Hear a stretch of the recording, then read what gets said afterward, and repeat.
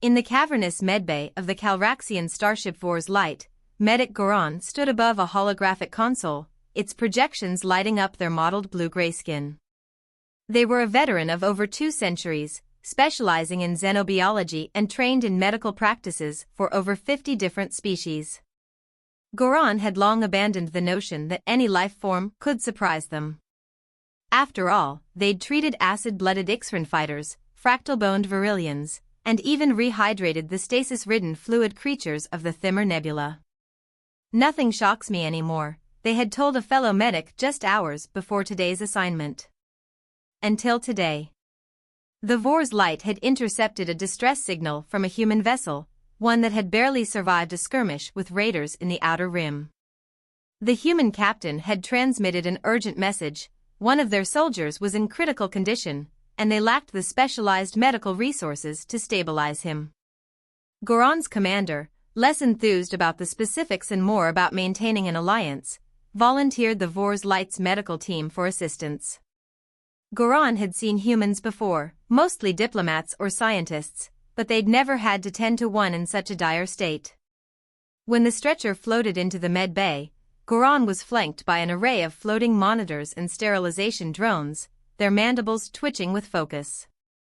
The alien medical team delicately unstrapped the injured human soldier, who lay pale and still, his chest rising shallowly under a patchwork of emergency bandages. "This is the human?" Goran asked, bemusement creeping into their otherwise calm tone. For all the tales of human resilience, this specimen seemed so fragile. "Yes, his name is Sergeant Luke Trent," confirmed Goran's assistant, adjusting the translation device they had on. "He's severely injured, but humans, well, apparently they're resilient." Goran raised a skeptical brow ridge.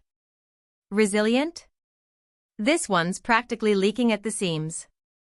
They leaned closer, their 4 eyes narrowing as they observed the human's strange physiology. A trail of dried blood was smeared down one side of his face, and his pulse flickered in and out like an erratic star signal. Just as Goran lifted a scanning instrument over his chest, Sergeant Trent groaned, his eyelids flickering. The medic leaned back, watching the man struggle to consciousness. "Sergeant Trent," Goran spoke, their voice resonant but tinged with impatience. "You're aboard the Calraxian vessel Vor's Light. We're attempting to stabilize your injuries." Trent's eyes fluttered open, hazy but fixated on Goran with a soldier's intensity. Despite his pale and weakened state, he managed to smirk. "A Calraxian ship, huh," he said, voice barely a rasp. "Guess I've seen it all now. Even the big blue bugs got a heart." Goran blinked, their mandibles clicking with mild offense. "I am not a bug, human. I am Medic Goran, and I am saving your life." "Well, Goran," Trent coughed, wincing, "don't get too attached. The galaxy's not done with me yet." There was something absurdly fearless in the way he spoke, even with the foredrip and the tendrils of Calraxian diagnostic lights hovering over his battered form. It was as though he'd seen this situation before, been here a dozen times, and made it out every time. Goran couldn't decide if it was recklessness, arrogance, or both, but there was an undeniable presence to him. Goran proceeded with the medical diagnostics, growing increasingly perplexed as they examined Trent's physiology. Human biology was more complicated than they'd anticipated. The soldier's organs had been through significant trauma, ribs fractured, one lung partially collapsed, and blood loss from deep lacerations on his left arm. Goran considered the procedures in their extensive medical database, but none fully matched human physiology, which seemed designed to take damage but keep going. There was an indelible resilience to the human body, like a machine that stubbornly ran on empty, and it frustrated Goran that they couldn't grasp its rhythm fully. Meanwhile, Trent seemed oblivious to the gravity of his injuries. Despite his apparent agony, he smirked and cracked jokes, occasionally jabbing at Goran's forearms and mandibles. "Bet you can multitask pretty well with all those limbs, huh?" he rasped, his grin weak but persistent. "Quiet, human," Goran replied, trying to maintain professionalism, though a pang of irritation flared beneath their calm exterior. Your physiology is already complicated enough without your humor adding to the mix. Just trying to lighten the mood, document. I've been in worse shape than this, Trent chuckled, though it quickly turned into a cough, making Goran wince. Goran decided to start an experimental procedure, blending their knowledge of multiple species biologies with the limited information they had on human physiology. Carefully, they prepped a cocktail of regenerative compounds that would stabilize Trent's vital signs and stimulate cell repair, at least theoretically. While Calraxian medicine was capable of remarkable feats of healing, the unknown variables of human biology posed a daunting challenge. Goran felt the weight of the responsibility and, beneath their tough exterior, a twinge of worry. Trent remained unfazed, however. He even attempted to sit up, but Goran quickly restrained him with one of their arms, irritated. "Are you incapable of understanding the concept of rest?" Goran asked, exasperation seeping into their voice. Trent raised an eyebrow, unbothered. "I just thought I'd help you out. I can't be the worst patient you've had, can I?" Goran had to admit, most of their patients were considerably more cooperative, but also not as distracting. "You are, without a doubt, the most obstinate." But Trent's insistence didn't end with just movement. Hours later, as Goran carefully monitored the regenerative serum's effects, Trent's condition began to stabilize. His pulse grew stronger, his breathing more regular, and his color started returning. Yet, he continued to press Goran, now with an unusual request. He wanted to get back into the field as soon as possible. "I'm a soldier, Goran," he said, his tone serious but with a glint of mischief. "Can't just sit around and wait for things to get better. You know what they say about us humans, we heal on the go." Goran sighed, something they rarely did. "If you return to the field before you're fully healed, you risk exacerbating your injuries beyond repair. Surely you understand that much? But do you understand what it means to be human?" Trent shot back. "We're built to adapt. I can't let this stop me." The Calraxian medic was taken aback by the conviction in his words. They had never encountered a patient so willing to push their limits, even to the point of self-destruction. In Calraxian culture, personal health and well-being were paramount, and one's survival instincts were the ultimate guide. The notion of sacrificing oneself so readily was alien to Goran, almost absurd. Yet, here was this fragile, stubborn human, clinging to his sense of duty with an unyielding resolve. As Trent continued to argue his case, Goran realized they couldn't approach this situation as they had with previous patients. Human resilience wasn't just a biological phenomenon, it was a matter of spirit, of willpower. And if they were going to help Trent, they would need to approach this from an angle that went beyond mere science. After a moment's hesitation, Goran relented. "Very well, human. But if you insist on moving, then we must find a way to support your injuries without jeopardizing your condition." Together, they devised a creative plan. Goran used Calraxian nanobots to create a temporary skeletal brace within Trent's body, fortifying his broken ribs and providing support to his injured lung. These nanobots, programmed for rapid but temporary repair, would essentially reinforce his body's natural resilience. Goran watched in awe as the human soldier adapted to the brace with ease, gritting his teeth against the pain but moving with surprising agility. He looked like a patched-up, battle-worn soldier from an ancient myth, determined to march forward regardless of the odds. However, Goran warned him that the nanobot brace would only hold for a short while before his body would need genuine rest to recover fully.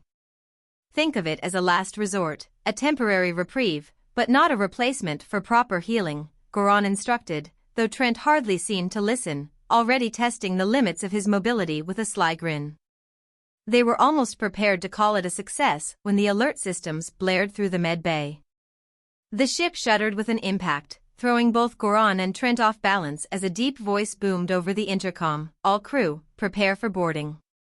Enemy vessels detected on approach." Goran's eyes widened, their mandibles clicking with sudden alarm. "The raiders. They've followed you here." Trent, now more alert than ever, swung his legs over the medbay bed, ignoring Goron's protests. Then it's time to see just how good this brace of yours really is. His tone was grim but filled with determination.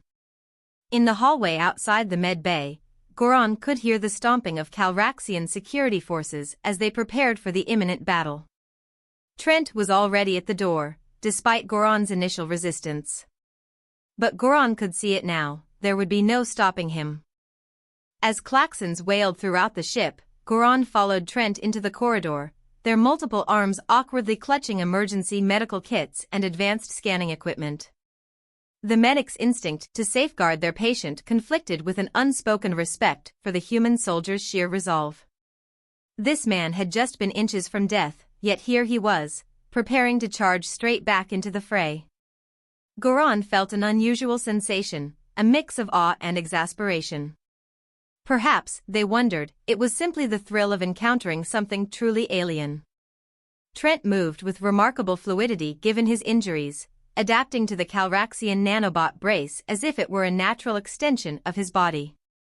He glanced over his shoulder, smirking as he saw Goron struggle to keep up. "Stay close, document. Can't lose my medical support in the middle of a firefight." "You may jest, human," Goron replied, frustration simmering in their voice, "but my presence is likely the only reason you are still mobile." Their path twisted through dimly lit corridors as they headed toward the central command deck. The rest of the Calraxian crew had already taken their defensive positions, the ship's metallic corridors filled with the tense silence that preceded battle. They finally reached the command deck, where the captain was issuing orders to the Calraxian security forces stationed around him. Seeing Trent, the captain's eyes widened in disbelief. "Why is this human still standing?" he barked, fixing Goron with a sharp gaze. "Medic, he was barely clinging to life an hour ago." Goron straightened defensively. "Captain, humans possess a strange resilience. This one is particularly determined." Trent gave a quick salute, as much as his wounded stayed aloud. "Sergeant Luke Trent, at your service, Captain. Just point me in the direction of the fight." The captain's mandibles clacked in disapproval, but he nodded curtly. "Fine. We'll need all the help we can get. The raiders are attempting to breach the hangar bay. We'll be positioning ourselves there." Without missing a beat, Trent gripped the blaster rifle that had been handed to him, its foreign shape feeling oddly comfortable in his hands. Goron began to murmur protests, but Trent silenced them with a determined look. "Look, Doc, I'm alive because of you," he said. "But if this ship goes down, all of this means nothing. So you can either stand back and watch me fight, or you can help make sure I survive long enough to finish the job."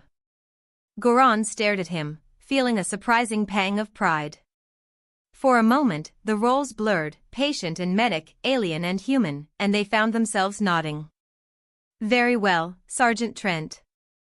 But do not presume I'll save you a second time if you are reckless."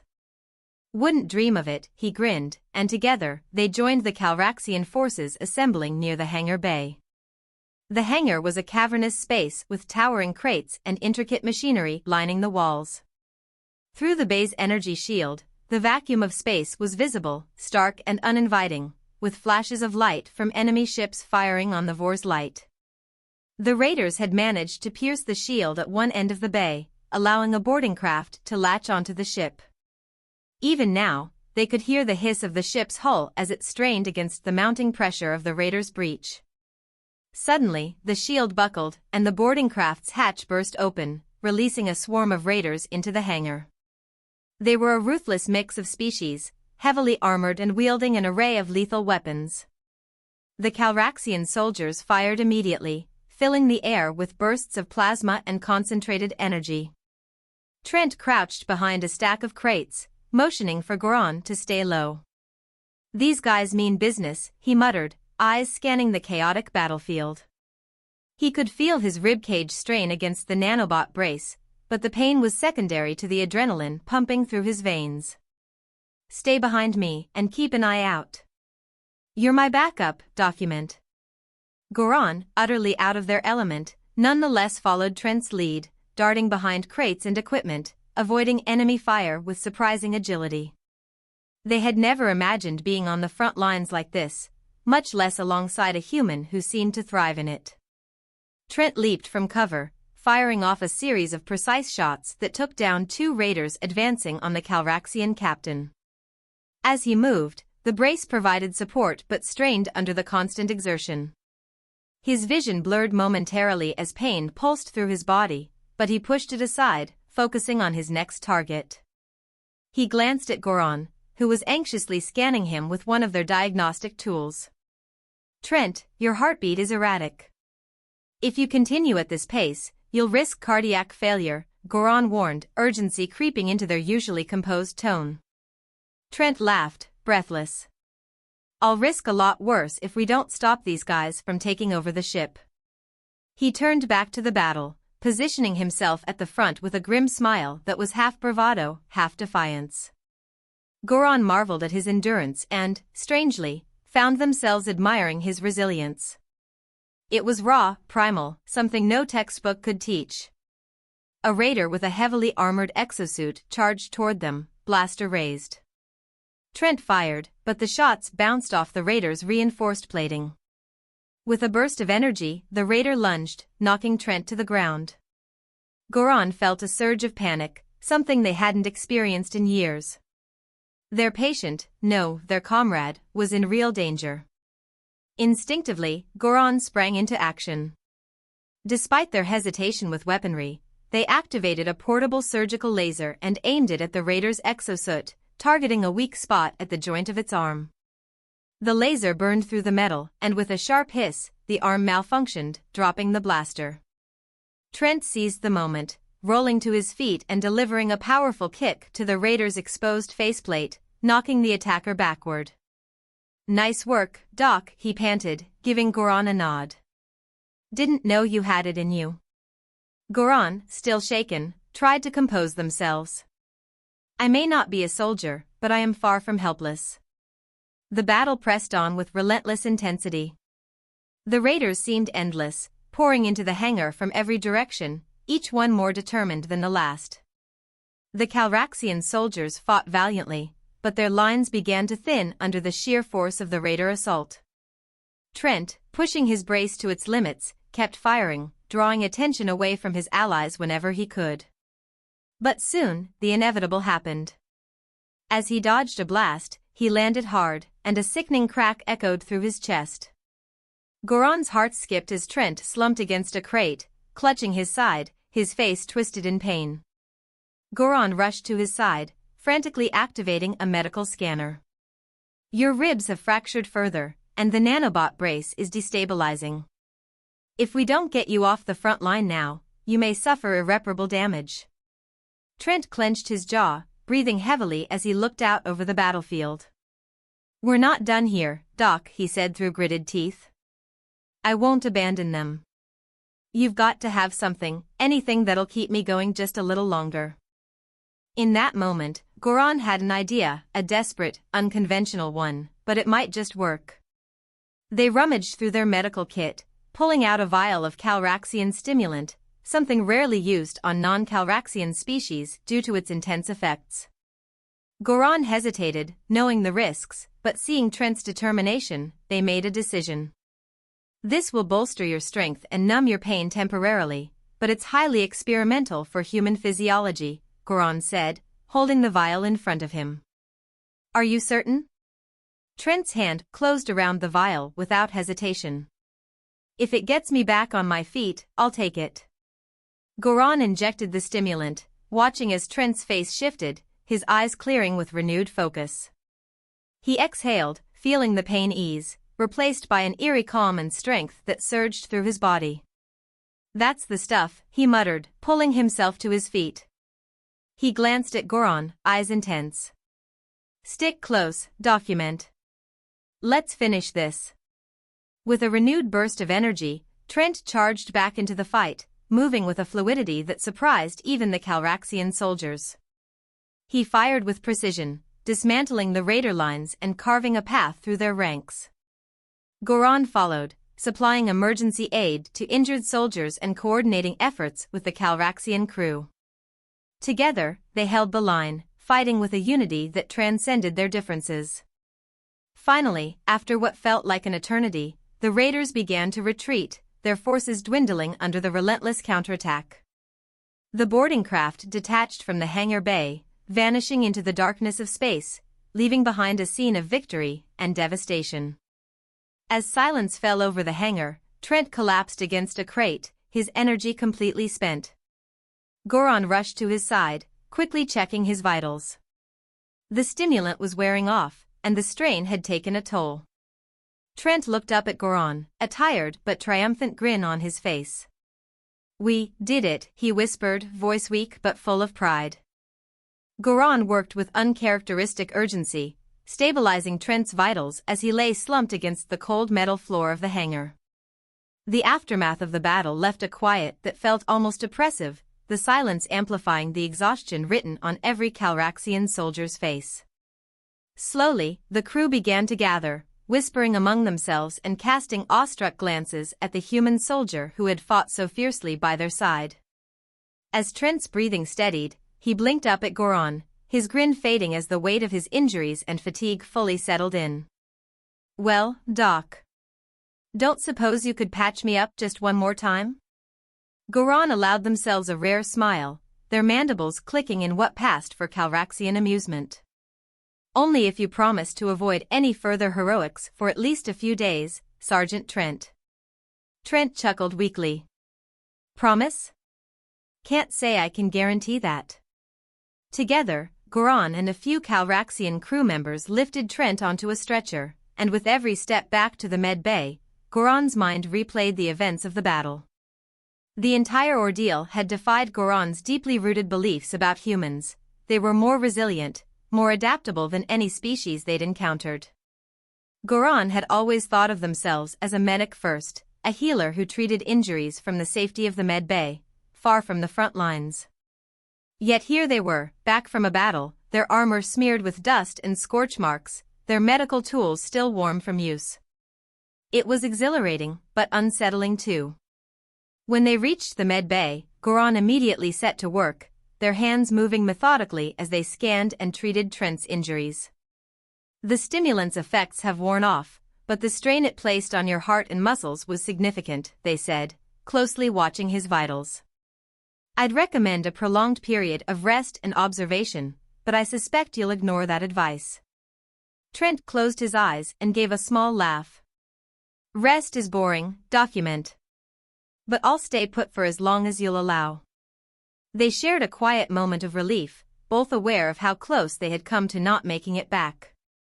As Goran dressed Trent's wounds and reapplied the nanobot brace, they found themselves speaking more candidly than usual. "I have always regarded human anatomy as an enigma, your resilience, your pain tolerance.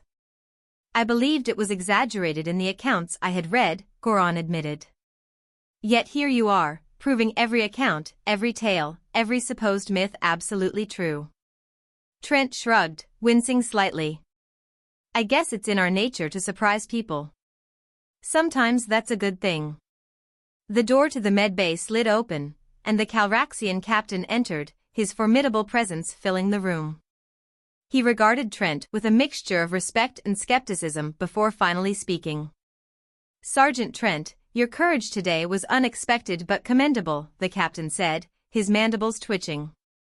"You saved many lives, including my own." Trent inclined his head. "Thank you, Captain. I only did what I'd want someone to do for me."